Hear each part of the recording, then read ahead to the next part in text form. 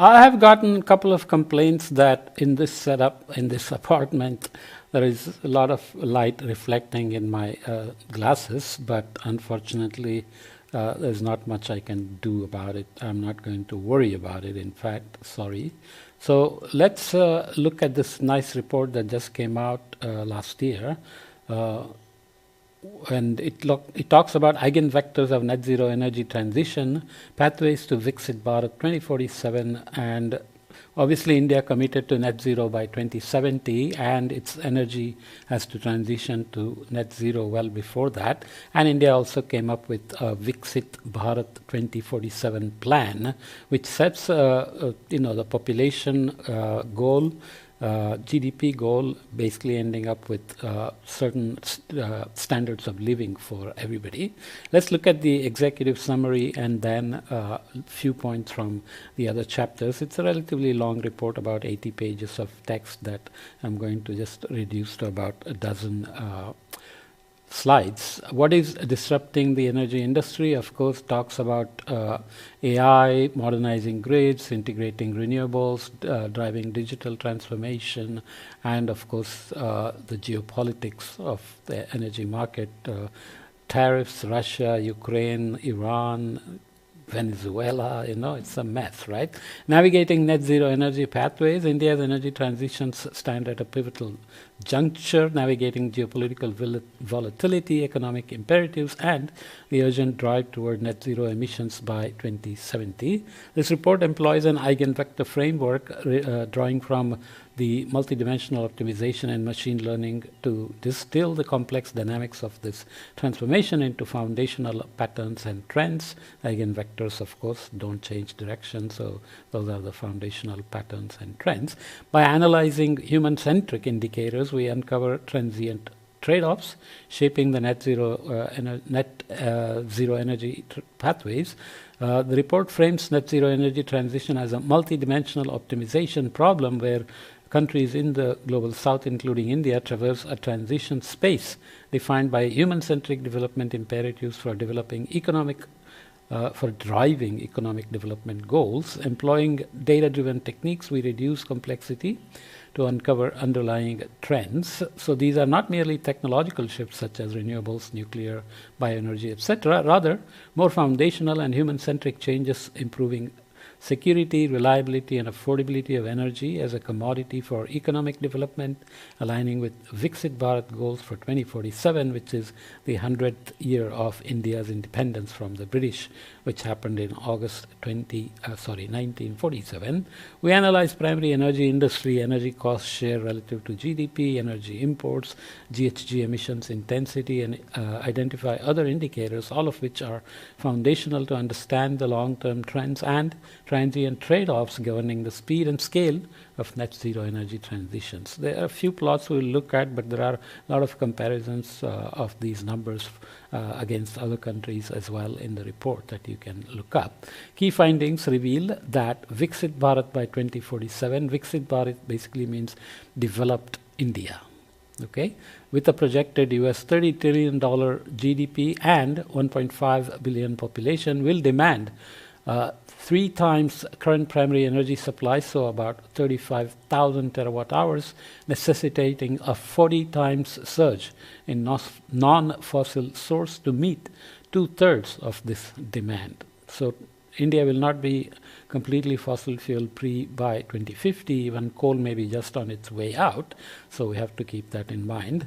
Historical trends show, 2000 to 2021, show declining energy and GHG intensity, but future ambitions require radical shifts as projections highlight non-linear pathways diverging from past trajectories. So you have to go, renewables have to go super exponential, fossil fuel investments, emissions, carbon capture, everything has to, ramp up as well. The share of, phase out fossil fuels and investments, ramp up CCS, head to net zero. The share of energy costs relative to economic output, ECS, energy costs with respect to economic output show shows a remarkable long-term stability across large industrialized economies. This stability suggests that over time, the long-run elasticity of energy intensity to energy price is approximately 1. So you get stuck with it. This means that when energy prices increase, the economy adjusts by improving energy efficiency, preventing a long-term rise in energy expenditure as a percentage of GDP. So energy intensity can stay fairly flat. When ECS exceeds 10% to 11% of GDP, economic growth rates tend to decline. So that's a key lever there. For India, policy-driven pathways for net zero energy transition must be adequately informed through tracking this energy cost, a vital feature to balance net zero emission goals with affordability and cost competitiveness. Security analysis highlights rising low carbon energy technology imports at 0.211% of GDP in FY25. So low carbon energy technology imports, if you want to grow your renewables and low carbon energy transitions, then you need to spend that much. Environmental concerns persist as India and China are among the worst performing large economies on PM 2.5 exposure levels, a vital feature that impacts our collective experience of achieving Viksit Bharat 2047 goals. So India admits to the pollution problem, which is good. Sectoral deep dives underscores momentum challenges. I won't read all of it, but there are renewable energy powered electrification, which has achieved critical momentum. So India hit a 50% non-fossil capacity 5 years ahead of the NDC commitments to Paris Agreement for 2030. By 2025, it already reached that. Civil nuclear energy is finally moving from promises to real value proposition. It's gaining traction via nuclear energy mission targeting 100 gigawatts by 2047 from 8.8 gigawatt that exists today. Waste from solar PV systems deployed across India could reach 594 kilotons by 2030. So there is the circular economy arguments for solar and wind, including extended producer responsibilities, which means they have to make it recyclable. So producer responsibility organizations and advanced recycling techniques can transform waste into valuable resources, reducing import reliance of critical raw materials such as crystalline silicon ingots and copper. So recycling comes up because China, for example, is cornering all the critical mineral markets in terms of either production or processing, and it's not hesitated to use that as a weapon for trade negotiations. The carbon credit trading scheme CCTS sets intensity targets for 743 entities across 8 sectors, fostering compliance and voluntary offsets. Building integrity of carbon credits registered under CCTS is vital for international transfers, unlocking finance for net zero. So there is a international pressure to do CCTS transparently, honestly, monitoring, reporting, verification, so that international investments and funds flow in. By prioritizing these, India can unlock resilient growth, creating jobs, enhancing energy security, and contributing to global climate goals. Ernst & Young and the CII call for collaboration. I hope there is a smooth transition. My system is crashing again. It does that every time I upgrade this bloody HP and the Microsoft system. Okay. Bring up and my computer is old now. So by prioritizing these, India can unlock resilient growth, creating jobs, enhancing energy security, and contributing to global climate goals. Ernst & Young and CII call for collaborative action to realize this human-centric vision, turning disruptions into opportunities for a sustainable Viksit Bharat. Okay, so Viksit Bharat is $30 trillion economy in terms of GDP for 1.5 billion, amounting to basically Western standards of living. Policy enablers for India's net zero energy transition, renewable energy and grid integration, a bunch of items under that like standardize and automate data submissions for transmission planning, bring in independence and autonomy of state load dispatch center SLDCs, civil nuclear energy, operationalize small reactors, small and medium reactors. I hope that's what it means, SMR, a roadmap. Circular economy, small modular reactors. Small modular reactors. Circular economy, establish a government-backed spot exchange for critical minerals to enable transparent price discovery. Launch a national digital scrap exchange platform to aggregate supply and stabilize prices. And carbon markets, we mentioned already, monitor the real-time status and progress of project applications through a project tracking system, adopt credit assurance methodologies aligned with global benchmarks to enable seamless transferability of Indian credit across international markets. Okay, Energy Transition Investment Monitor, ETIM, you can look at this, just the numbers. So Ernst & Young LLP, in collaboration with Confederation of India's Industries, CII, that we mentioned, is facilitating the development of Energy Transition Investment Monitor, a platform that enables global investors to identify and track investment opportunities across their full development cycle. So foreign direct investment is being invited through that transparency mechanism. So in terms of millions of US dollars, top states advancing energy transition investment pipeline within India, Gujarat tops the list, where the Prime Minister comes from. Rajasthan, Karnataka, Madhya Pradesh, Maharashtra, and then Chhattisgarh has a tiny bit here. But if I remember right, Chhattisgarh is an energy surplus state, but it may be burning a lot of coal as well. Okay, it's a mining state along with Odisha. Markets and applications driving energy transition investment pipelines in millions of dollars, going up to here 100,000 million. So you can see how many billions that is. Here it is 35,000 million. So renewable power generation and storage is at $88,389 million. Battery supply chain, solar PV supply chain, compressed biogas and ethanol production is there as well in terms of numbers for markets and applications. Okay, so total value of projects under construction is about $105 in billions. That's not trivial. Primary energy. So looking at some numbers, how does India compare? Primary energy intensity in terms of kilograms of oil equivalent per capita, going from 0 to 1,000 here. China dominates right now. Germany and India are together here. Germany and Japan. India is down here very low and remained steady in terms of primary energy intensity per capita.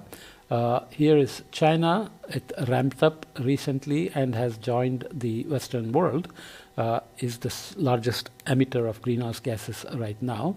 India's total primary energy supply mix, crude oil, natural gas, coal, nuclear, and renewable, going from 2014-15 to 2023-24.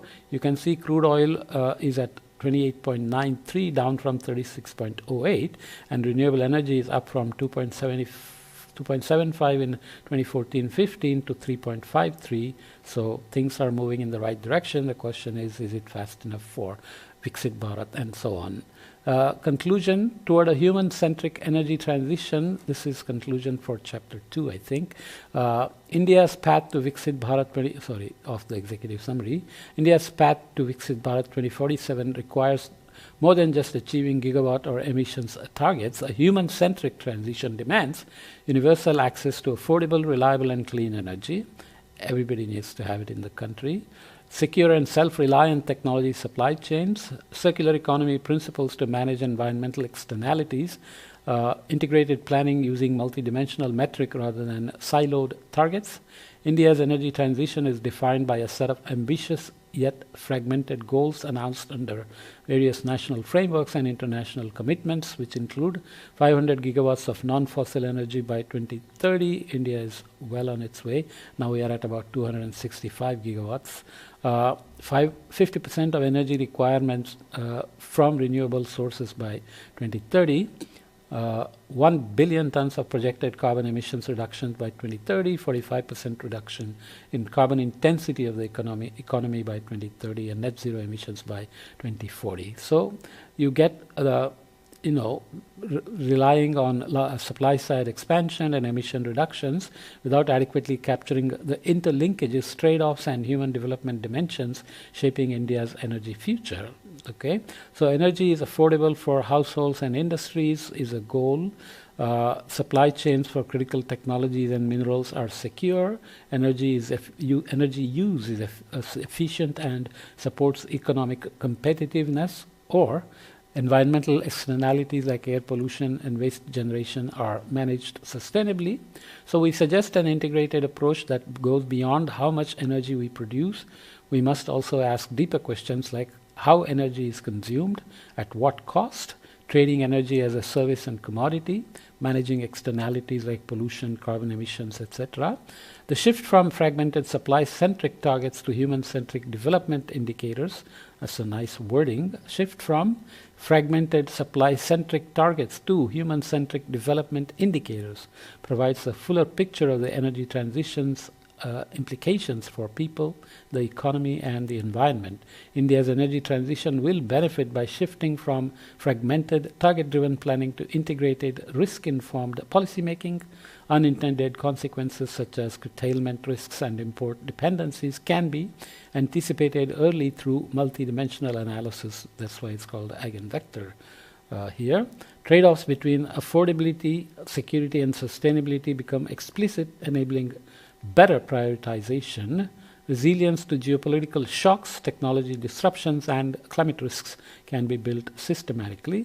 This approach thus transforms policymaking from reacting to isolated problems into optimizing across multiple objectives simultaneously: economic growth, social well-being, environmental protection, and global competitiveness. Okay, so in Chapter 2, we get the composition of solar and wind installed capacity by 2047 in gigawatts. 2047, in the high renewable energy scenario, grid-scale solar will be almost a lot, more than half, up to 1200 gigawatts, and the rest of it here is distributed solar, concentrated solar, onshore wind, and offshore wind. 2047, business as usual will keep us at about 60% of that at 1200 gigawatts, and that will mostly have solar still dominating, but much less of the others as well. Okay, so in terms of managing energy and nuclear especially, the goals are baseload capacity, so small modular reactors offer how they will be helping India's nuclear goals in terms of gigawatt addition to clean energy. SMRs offer a high amount of reliable carbon-free baseload power as a substitution of phasing out fossil fuel sources in a context of electrifying users. So base load is important because the more renewables you have, the more you have to manage the base load intermittency. Storage matters, so India has plans for storage, but you must have base load power. Grid stabilization, cogeneration, so SMRs allow for cogeneration of heat and electricity and address growing electricity demand for off-grid applications. Land use, of course, decentralization, because nuclear freaks people out. Nobody wants it in their backyard, even though SMRs may change the dynamic there a little. Nuclear has the lowest median land use intensity at 7.1 hectare per terawatt hour per year. In comparison, solar PV has a 2000 hectare terawatt hour per year land use intensity, but probably people don't mind solar farms in their backyard, but putting a nuclear power plant in their backyard will scare them. Decentralization. SMRs are an affordable option to 200 to 300 megawatt energy, or even megawatt equivalent, or even less users, and are available for more diverse applications than historical NPPs, including remote locations. Okay, I will move on here. In terms of carbon markets, there is a compliance market for industries like aluminum, cement, iron, steel, petrochemicals, textile, petroleum refineries, pulp and paper, fertilizer, and chloralkali. But offset markets cover energy. These are still volunteer, I think. Energy, industries, waste handling and disposal, agriculture, forestry, transport, construction, fugitive emissions, CCUS, and solvents use. So greenhouse gas emissions intensity targets notified for 743 entities across 8 sectors under first trajectory of compliance mechanism in terms of carbon markets. Obviously, as we said, international standards have to be met with transparency so that the funding required to transition to net zero, especially in terms of technology imports and even some fossil fuel imports, will continue, and energy will, the energy transition to net zero and move towards Viksit Bharat 2047 timelines are met successfully by 2030, 2040, and then big one at 2047. Okay, I'm going to leave it. As I said, it's a longish report, but I've shortened it very much just to make a few points. All right, see you.